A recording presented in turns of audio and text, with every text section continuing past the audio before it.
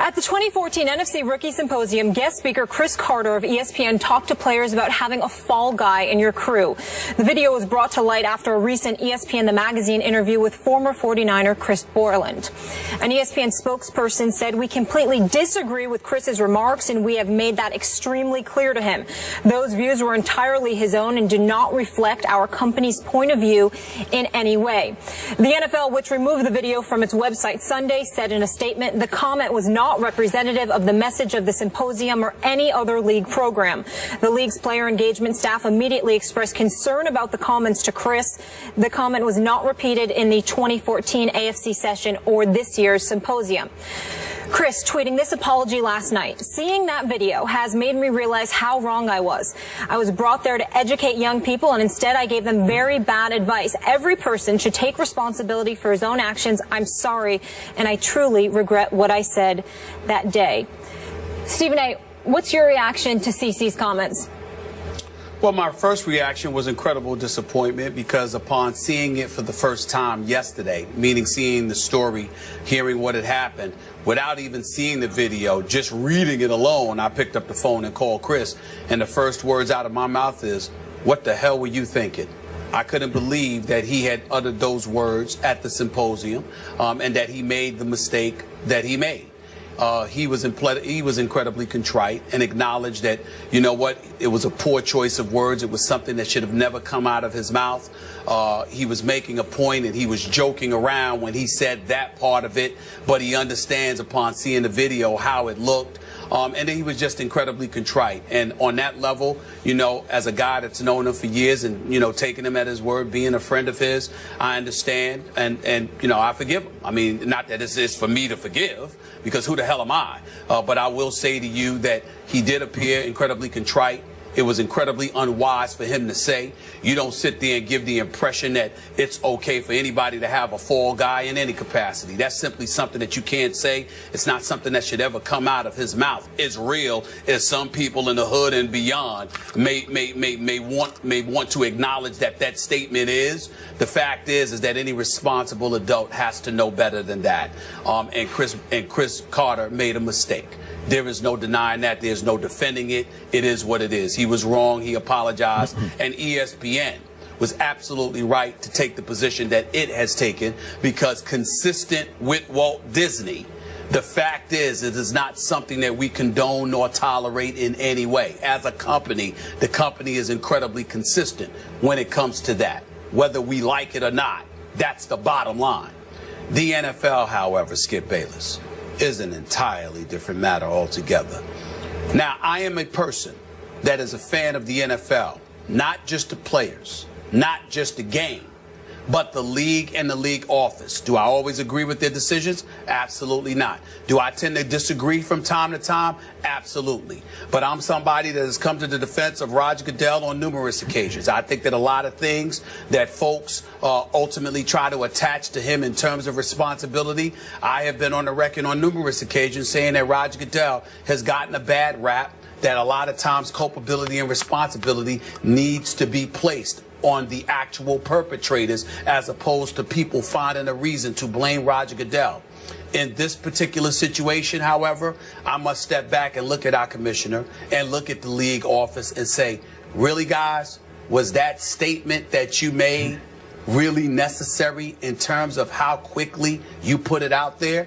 Cris Carter is somebody that you have had speaking to rookies at the symposium for 20 years. For the last 10 years, he is the guy that has given the closing remarks to these players because of his past history with substance abuse, because of the trials and tribulations he endured, because of the issues that he's willing to bring to the forefront, really putting his soul out there for those to just simply spectate and view and what have you, just throwing himself out on Front Street. Cris Carter's history has been about trying to help young people, trying to make sure that they understand right from wrong, that they understand that there are things that you can't do, that they are understanding that there are things that you have to guard yourself against. The NFL validates this for the past 20 years by literally asking him and compensating him to come and speak on their behalf. This is what Cris Carter told me yesterday in terms of their because I asked him, was he compensated? He said, yeah, they've been compensating me for years. And he left it at that. My point to you, Skip, is that you have reached out to him in the most hard cases, whether it's the Pac-Man Jones, it is Randy Moss in the past, whether it's Ray Rice, Greg Hardy, and Alden Smith, the list goes on and on. You've reached out to Cris Carter to be a guiding voice on these things.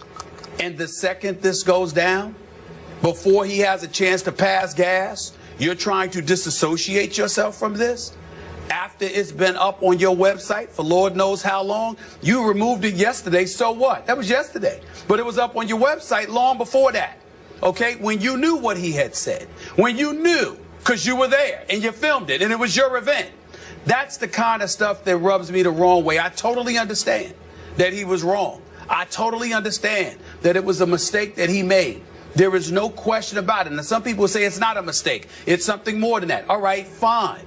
But at the end of the day, when you consider this man's work in the community and how he has reached out to help young people, troubled young people, time and time again, spanning 2 decades, to the point where the NFL has reached out to him in that span and compensated him in some way, shape, form, or fashion to do just that, to so quickly just disassociate themselves from him, is incredibly unfortunate. All I'm saying is you could say the man is wrong. You could say that we don't condone that. You can do that, especially if you're ESPN, because it is consistent with who Walt Disney is and what they stand for and what they've represented. One would argue you can't say that about the National Football League. One would argue that Cris Carter has been damn near a paragon of virtue for the National Football League. Something that they have validated by reaching to him for assistance. And the second he slips, you wash your hands. Yep. I find that to be incredibly unfortunate. I really do. The problem with everything you're saying is it wasn't the second he slipped that the NFL did this to him. Oh, yeah. They posted this video more than a year ago, and it rode on their website for more than a year. And I want to say, I don't know Cris the way you know Cris, but I know Cris. And I like the heck out of Cris. And that's why this is hard for both of us here. Obviously, he stepped completely over the line after he started out with incredibly powerfully positive remarks, if you watch the video. Then we know Cris, I guess he tried, I'm guessing here, tried to get a little too real, and he completely undercut the right side of his message with the wrong side of the message. But here's my issue. How in the name of Roger Goodell did the NFL post the video immediately after that symposium? To your point, you don't think an NFL rep was there? I'm sure several reps heard his speech to the rookies, right? Yes, they did. Okay. Yes, they did. And somebody had to sign off on posting this on the NFL's website. In no way am I trying to deflect blame off Cris Carter here. We both, absolutely. Okay, we're together on that. Wrong, yes, wrong, we are. wrong. But also wrong was the National Football League showing once again astonishing insensitivity. This league, once again, on this issue, is so completely out of touch that they posted this video and said, here, really? You did? So now, I was supposed to believe all through the Ray Rice ordeal that the National Football League was not able to acquire the elevator video shot at the hotel of Ray Rice, and we all know what happened. And the NFL claims it saw the video when we all saw the video, when it was released publicly. What? I'm not buying it. I'm still not buying it. But you couldn't acquire that video, but you could post this one on your website, not just on YouTube, on your website, and let it ride for more than a year until yesterday, when thanks to a Chris Borland interview in which he mentioned something about, in the context of he did not like that remark from Cris Carter, that kind of advice, and he's obviously retiring from football after a year, then somebody had the foresight to say, gee, maybe we should go back and check. Oh, he said that? And it's brought to the NFL's attention. Oh, we're out. We're out. Oh, we distance ourselves from those remarks. Well, you didn't distance yourself from those remarks a year and something ago because they were in June of 2014. Really? It was June of 2014, and they're quick to say that he didn't utter those remarks in you know, the following year, whatever. My point is that means you brought him back again, didn't you? Which means you didn't really have much of a problem with them. So let's take a moment to pause and ask the rhetorical question of why you didn't have a problem with them. Because you understand that overall, his message, not on that particular day pertaining to that particular issue, but for the most part, his messages over years, over decades, has resonated, not just because of his life story, but because of his presentation, his delivery, and his relatability to the individuals you may have coming into the league. Now, if we're going to be real, and this is one of the reasons why I was even hesitant to broach this subject, because, Skip, I got to tell you something. One of the things that I'm getting tired about in this profession is that there's a level of rawness and realness that we can't seem to bring. And if you can't bring it, then a lot of people better ask themselves this question: what the hell's the sense in talking if you can't be real? Here's the real with this Cris Carter situation. That particular comment was wrong and irresponsible. There is no way that should have come out of his mouth.